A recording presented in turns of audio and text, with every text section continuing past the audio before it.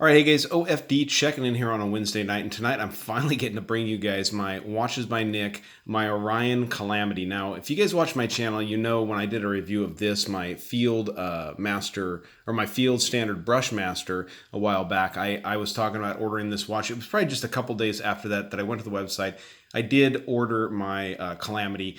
These watches were not cheap, guys. On pre-order to get one ordered for yourself and stuff, they were $1,400. They're now available at the website for $1,495. So I'll get that out of the way right up front.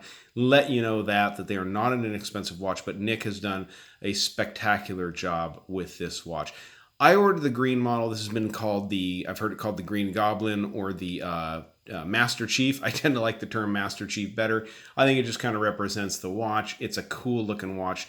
The drab green is just a completely different monster altogether. It's also available in blue and black. The black one is available with a polished ceramic bezel insert, or currently Nick just got a hold of some brushed or some drab flat black bezel insert. So you have the choice on either of those. The blue and the green are both a flat finish on the ceramic. So let's go ahead and get the watch up here in front of the camera a little bit closer and talk about it. So, all right, guys, this watch has a case diameter of 39.7 is what I measured. It's advertised at 40.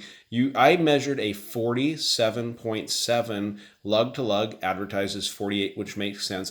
And the thickness of this watch comes in at just barely over 11 millimeters. I measured it at 11.2 millimeters thickness.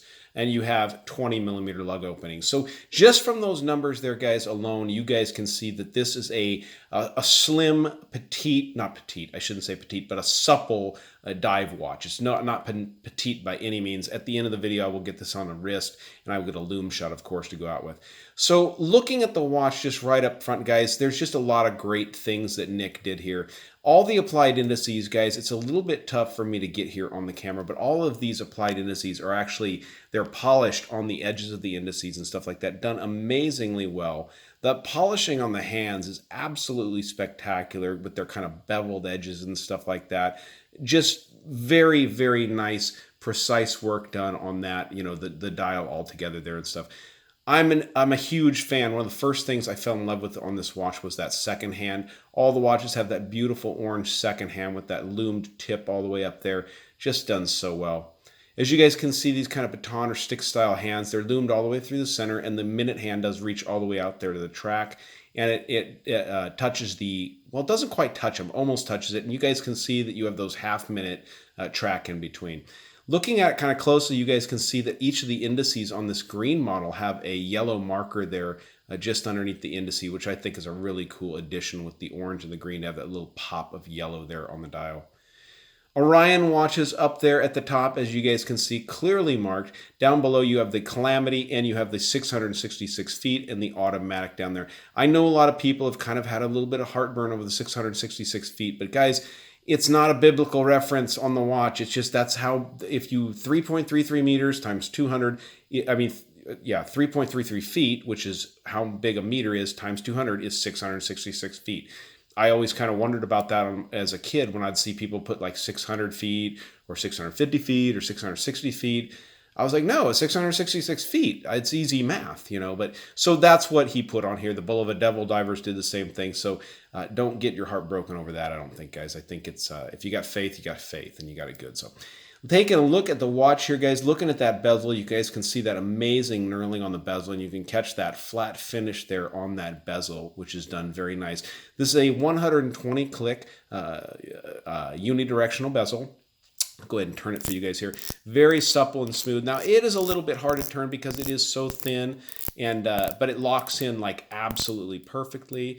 Matter of fact, let's see. Somebody made a comment that, Aaron, you always get it like off by 1 degree. I think I got that right. Did I get it right, guys? I hope I did. Or it's off by 1 degree because that's what I do. So very beautiful brushwork done on the case. I mean, absolutely some of the best brush and polishing work I've seen on any watch here on the channel. As you guys can see, this nice beveled edge here along the case. Underneath the bezel and stuff is polished all the way around. Follows down to the sides of the links on the bracelet, which are polished beautifully. They're polished along the edge of the top, and they're also polished along the edge of the bottom, which makes the wearing experience of this bracelet absolutely wonderful.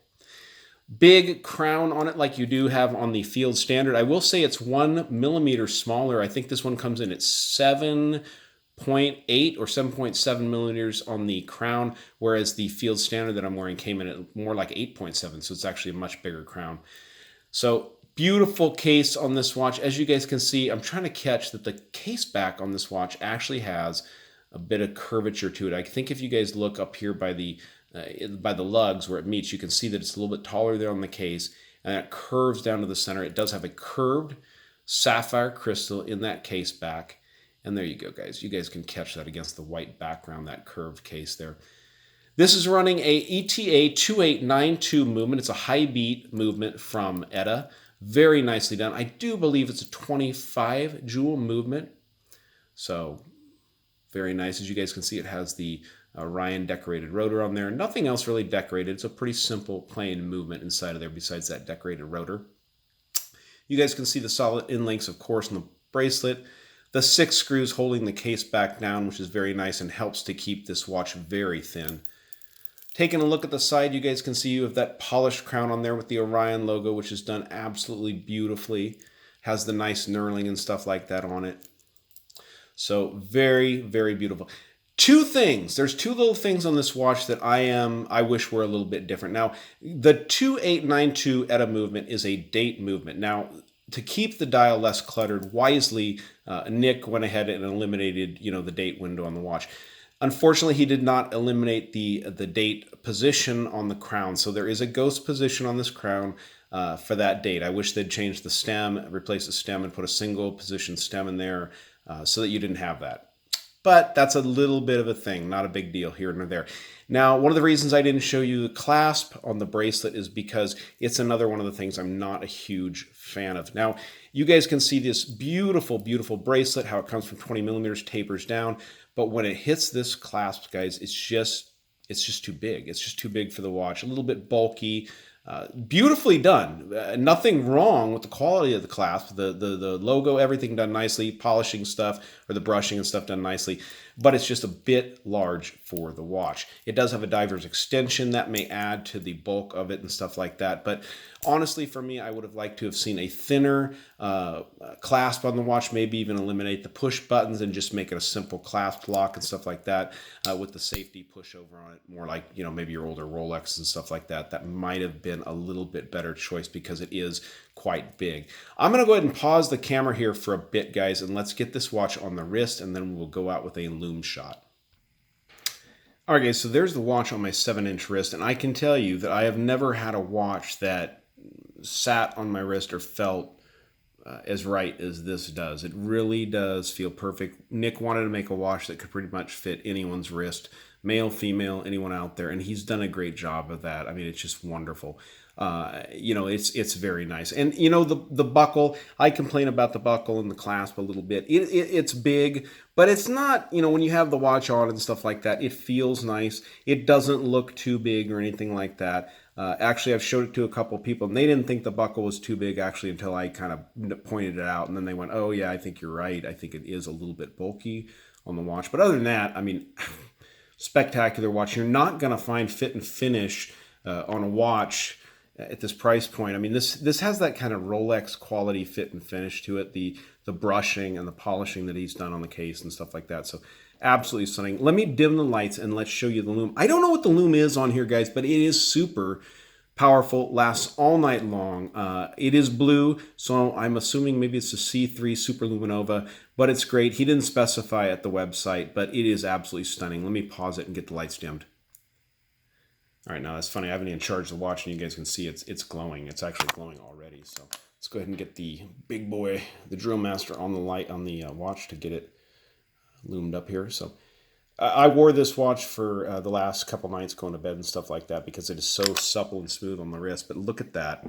I mean, that loom is crazy bright, and it lasts and lasts and lasts through the night. So Nick, no one can really complain about the loom, I don't think. I mean, because it is spectacular. It pops. It's bright. It glows like a torch. Absolutely amazing. So, guys, this is the Watches by Nick, the Orion Calamity, the 666-foot diver from Orion. Beautiful watch. Amazing loom. definitely a special one. I've got number 86 here, guys. I don't know really how many he's going to make. I think this was going to be maybe 200.